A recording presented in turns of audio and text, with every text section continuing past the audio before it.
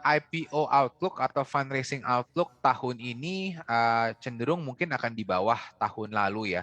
Tahun lalu itu banyak sekali IPO yang besar-besar. Contohnya di semester 2 2021 ada 3 IPO besar, ada Bukalapak, ada Mitratel, ada Cimori, dan juga ada Avian itu. Ada 4 IPO yang cukup besar di semester 2 2021. Di tahun ini 2022, IPO yang belum lama ini cukup besar adalah GoTo.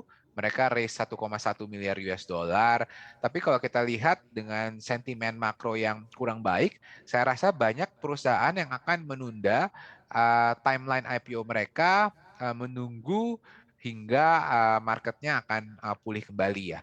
Karena kalau mereka mau melakukan penggalangan dana atau fundraising di market, timing is everything. Mereka harus tahu timingnya seperti apa.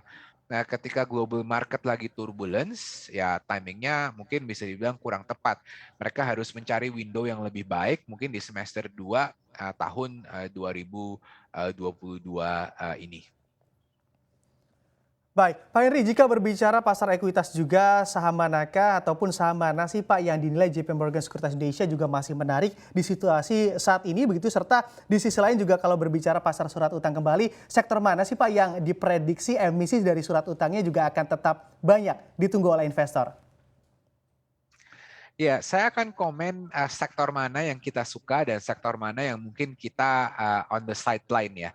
Jadi sektor pertama yang kita sangat suka adalah sektor komoditi. Sektornya komoditi ini termasuk perusahaan batubara, perusahaan kelapa sawit. Karena kalau kita lihat tren pergerakan harga underlying komoditi ini masih akan sangat-sangat tinggi dalam waktu mungkin 6 sampai 9 bulan ke depan hingga akhir tahun. Jadi pertumbuhan revenue dan pertumbuhan profit dari emiten-emiten yang di sektor tersebut cenderung akan sangat baik dalam waktu 1 sampai 3 kuartal ke depan. Jadi itu yang pertama. Kedua, saya juga masih suka sektor perbankan. Sektor perbankan itu kalau kita lihat pertumbuhan kredit sudah membaik, mungkin di level 6 sampai 7% sekarang. Kalau kita lihat liquidity atau loan to deposit ratio sangat rendah, masih di level 80%. Dan kalau kita lihat aset quality juga sangat membaik. Karena tren provisioning atau biaya pencadangan tuh trennya sudah mulai turun sekarang. Karena COVID-nya sudah hampir selesai, ekonomi sudah buka kembali. Jadi sektor perbankan ini adalah sektor yang akan benefit dari kenaikan suku bunga karena cenderung net interest margin mereka akan naik ketika suku bunga benchmark dari BI itu akan naik. Ya, jadi itu kedua adalah sektor perbankan. Yang ketiga adalah sektor new economy. Nah, new economy ini bisa dibilang cukup diverse ya. Saya nggak spesifik ngomong perusahaan internet, karena perusahaan internet mungkin sentimennya sedang kurang baik sekarang, tapi long term prospeknya masih sangat-sangat baik ya, karena penetrasi digital ekonomi di Indonesia masih sangat rendah. Nah, tapi new economy ini juga termasuk perusahaan-perusahaan yang mau investasi di green energy atau perusahaan renewable.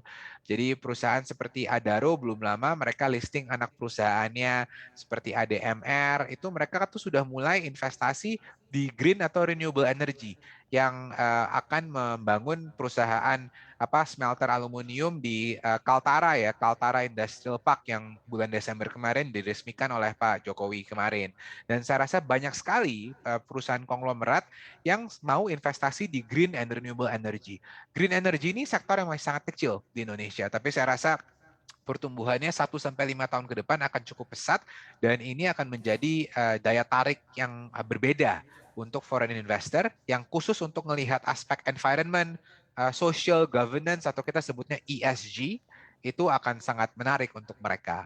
Dan juga yang terakhir dalam payung new economy itu bukan cuma internet, bukan cuma green energy, tapi sektor downstream seperti yang berhubungan dengan nikel, berhubungan dengan electronic vehicle atau juga baterai.